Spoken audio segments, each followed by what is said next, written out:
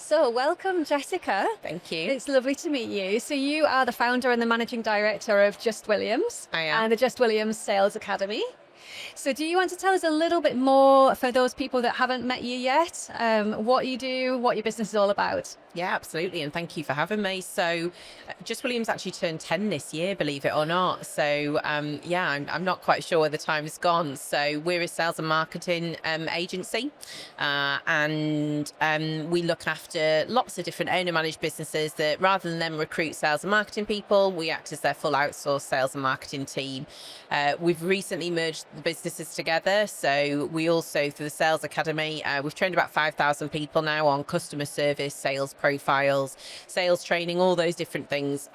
So yeah, we've and it's been a really interesting kind of decade, dare I say, for us, and we're just preparing ourselves for the next decade. Yeah, congratulations on Thank your you. business birthday, a whole decade. That's amazing. Where does the time go? So has there been a highlight in that time for you? Gosh, I mean, so much happens, doesn't it? I think we became B Corp certified in 2023, and we set up a community foundation last year, which was really important, really big aspect for us. We've raised £50,000 for charities in the last kind of 8 years. So for me, that's really important. I'm a huge believer in using your business as a force for good and that responsible business aspect. So yeah, I think I'm really proud of that. We've established we've got a great team, and we've got a great client base. So I'm really proud of what we stand for, and we've grown year on year for the last 3 years in a really challenging climate. So we're well versed for a strong future. Fabulous. And you mentioned there about the B Corp that, obviously very important to you. Yeah. And how did you actually get involved with B Corp to start with? So I think it was probably pre-pandemic. I heard somebody speak, a lady that's got Elvis and Crest, just a robot going by, thanks for the heckled by a robot. So I was at a conference and I heard a lady from Elvis and Crest, and they were the first actually B Corp in the UK. And it was at a time when I think we were all starting to look at, how do we become carbon neutral? It was investors in people. There were all these different kind of aspects that as a small business, you haven't got the ability or the resource to do all of them. And I wanted something that was comprehensive. And so actually the B Corp model was a framework that established a continued improvement mentality, and it was a legal requirement. So it wasn't about me, it wasn't about what I wanted for the business. This was about, right, this is the journey that we're going to go on, and this is what we believe in as an organization, and I wanted it to be instrumental as to who we were as a business.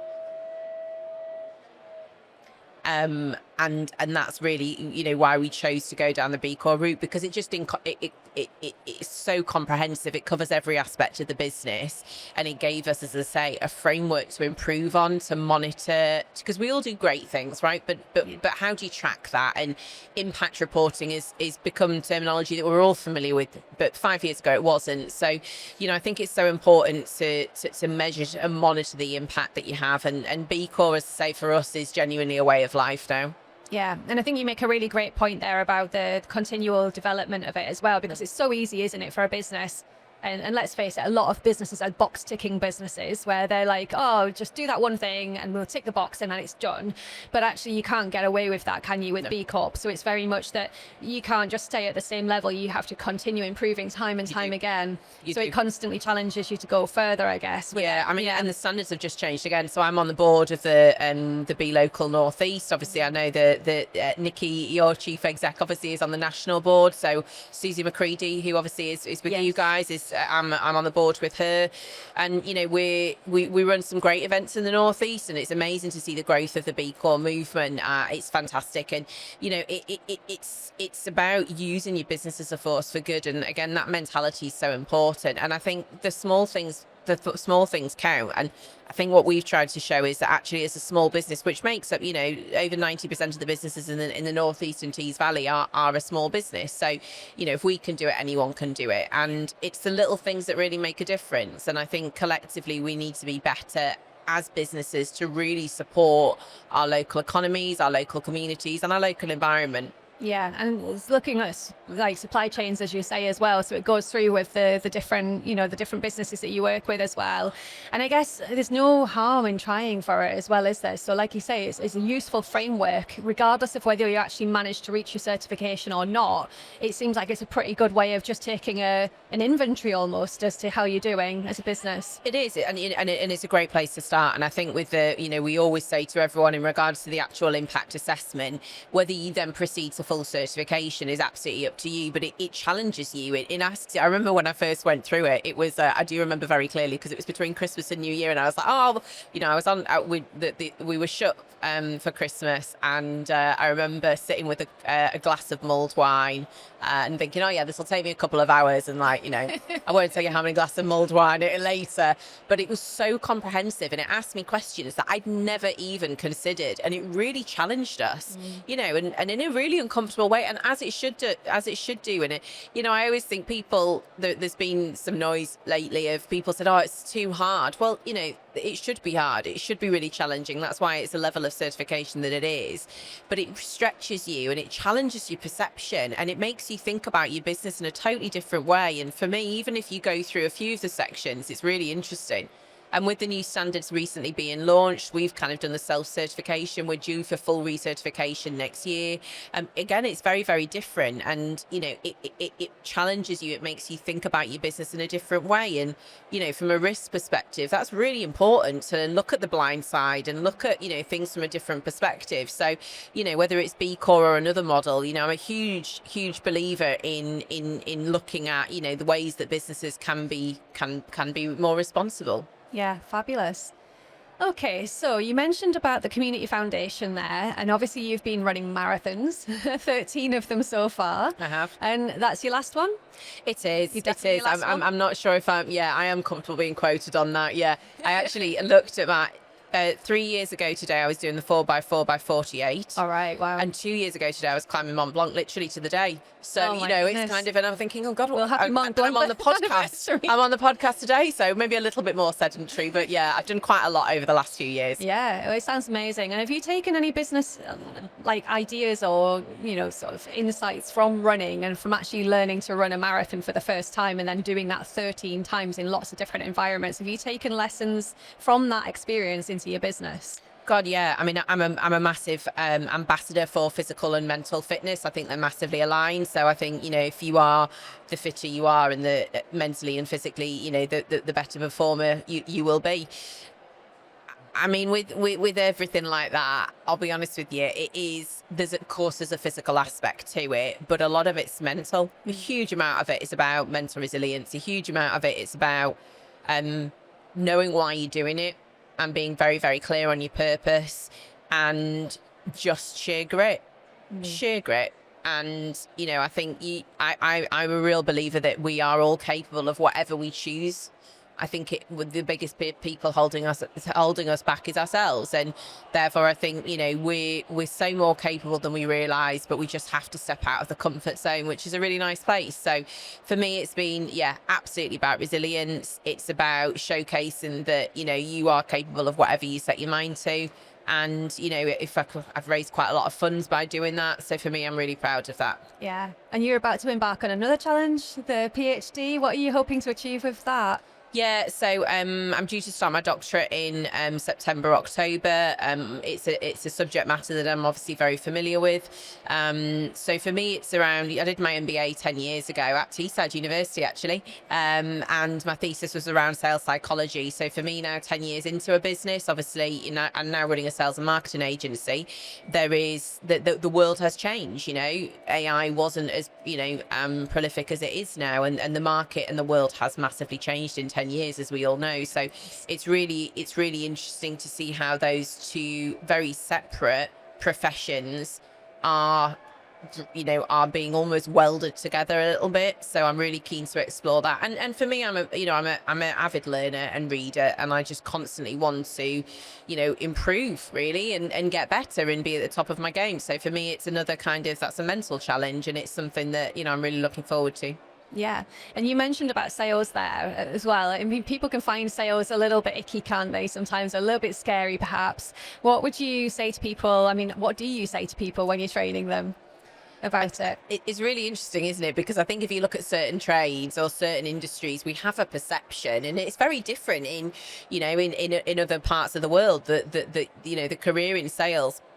Very few people choose a career in sales. Like, it's not something that people go, yeah, I want to be in sales. That just does not happen, sadly, because we have this really negative perception and association of what it is. But actually, it's about relationship building. For me, it's about, I love being with people. I love talking to people, because people are fascinating and complex and wondrous and unpredictable, and, and all of those kind of wonderful things. And for me, communication is everything. So, sales is a word that absolutely does kind of split a crowd, but actually it's just about conversation, and it's just about customer care. And I think if we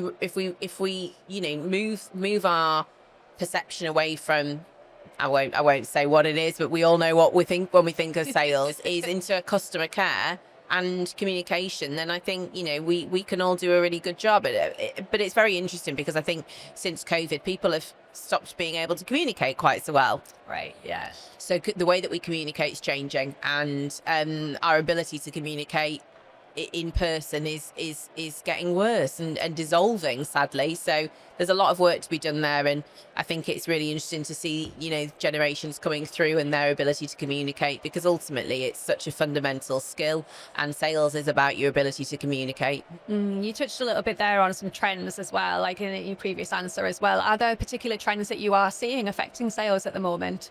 Yeah, absolutely. I mean, we're all looking at automation. We're all looking at how we can be more efficient, and sales is absolutely included within that. The ability to automate things, and there's a lot to be said for automation of processes, and efficiency from using AI. But actually, it can't be your only stance. It's got to be really part of an overall sales strategy, which includes the relationship development, which can't be done from an AI perspective. And ultimately, there's a reason that exhibitions like this still exist, is that people want to meet people face to face. And I don't know what your inbox on LinkedIn or other platforms are like. Mine's inundated with automated, unpersonalized messages, which are cold, infactual, and actually I'm never going to reply to, and I get bombarded with them. I'm much more likely to engage with someone if they come up to me and speak to me in person. So the ability to develop relationships, I think, is never going to go away. And actually what we've seen, ironically, is almost kind of going back full cycle, where people want face-to-face rather than online meetings. So sales still has a place, there's no doubt about it. It continues to come under pressure, and our job is to constantly, as a sales agent, as a sales and marketing agency, and training people, is just to evolve with the times, which is pretty quick at the moment, to be honest with you. Yeah. And so how about for the next sort of few years? You've just launched your 3-year plan. You've just moved businesses. So I know that's been driven by growth, isn't it? So just how offices, yeah. Yeah. So how are things going, and what have you got coming up in the next sort of couple of years or so? Yeah, I mean, as you say, we've just launched a 3-year, quite a bold. Well, it was never going to be anything other than bold if it was me, was it? But a very bold 3-year growth plan, which is fantastic. Aware, obviously, it is a challenging market that we're operating in, but we've had successive growth for the last 3 years. I've got an incredible team that I'm so proud of. We took a slightly different stance a few years ago now, really, to train our own. And I think we've had 6 work experience students with us this year alone. We've got a T-level student, we've got an apprentice. So, we're really trying to kind of grow our own and do that. We've got 3 roles going live in the next 2 months. So we've got a new business administrator, marketing manager, and customer relationship manager, which I'm really proud of. So, we're really kind of investing in that. We're launching an employee management ownership scheme later on this year.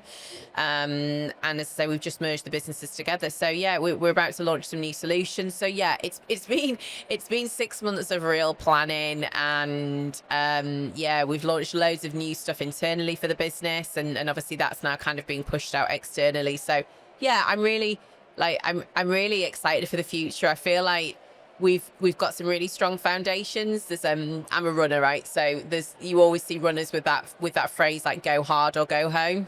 and I'm there. I'm going harder. I'm going home, and I'm kind of it's going to be a big few years for us. So, Yeah. but I've got a great team, and we've got a great space, and we've got a great client base. So yeah, I'm pretty excited for the future. A little bit nervous, not gonna lie, but pretty excited. Oh, it sounds amazing. So we're going to be sitting in another 10 years' time talking about all these incredible things that you've been doing. Well, That'd be absolutely, amazing. absolutely.